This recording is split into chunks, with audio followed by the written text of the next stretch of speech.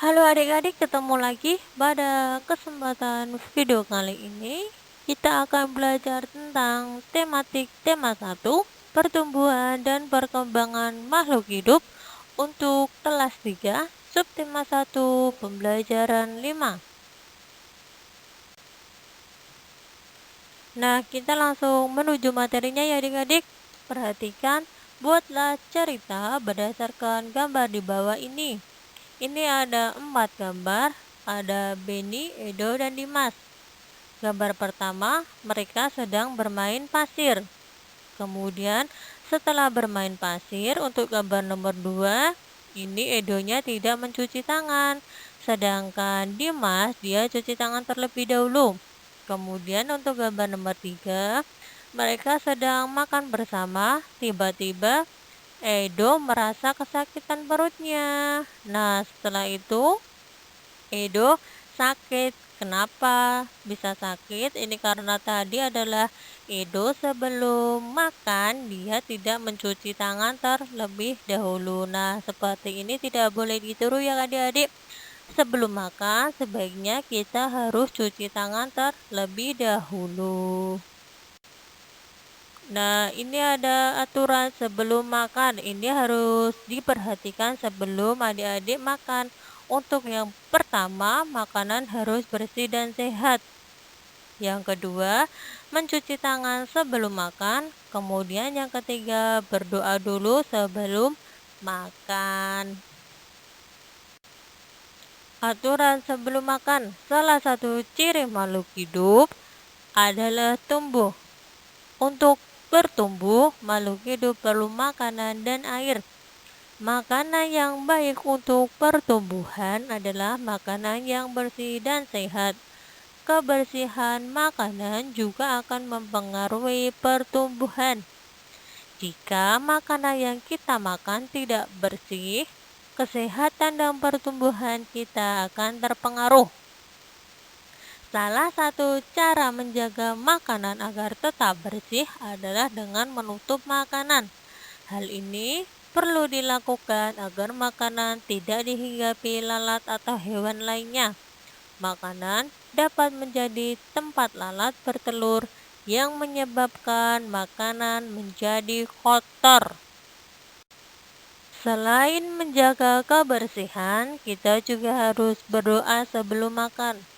Berdoa untuk berterima kasih atas karunia yang diberikannya.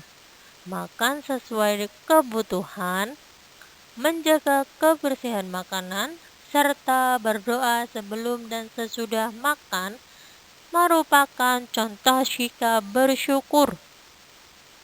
Sikap bersyukur merupakan pengamalan sila pertama Pancasila, yaitu ketuhanan yang Maha Esa. Jika kita sudah makan sesuai kebutuhan, menjaga kebersihan, serta berdoa sebelum dan sesudah makan, berarti kita sudah melaksanakan sila pertama Pancasila. Perhatikan gambar berikut ini adik-adik. Ini ada peternakan, kemudian ada ini peternak sedang memerah susu sapi. Kemudian diproduksi dan menjadi susu seperti ini. Susu susu yang siap disajikan, seperti adik-adik yang biasa minum, bukan? Susu sapi adalah salah satu contoh makanan yang sangat baik untuk kesehatan. Beberapa perusahaan memproduksi susu sapi dalam bentuk kemasan kotak siap saji agar mudah dikonsumsi. Berikut ini adalah jumlah susu kemasan kotak yang dapat dihasilkan oleh beberapa perusahaan. Untuk perusahaan A 1.200, perusahaan B 3.000, perusahaan C 4.800, perusahaan D 3.250, perusahaan E 2.200. Berdasarkan daftar tersebut, selesaikan beberapa persoalan berikut ini. Manakah perusahaan yang menghasilkan susu kemasan kotak paling banyak setiap bulan? Untuk Setiap bulan yang paling banyak itu adalah dihasilkan oleh perusahaan C sebanyak 4.800. Kemudian nomor 2, manakah perusahaan yang menghasilkan susu kemasan kotak paling sedikit setiap bulan? Yang paling sedikit itu adalah 1.200 yang dihasilkan oleh perusahaan A. Nah, itu adik-adik.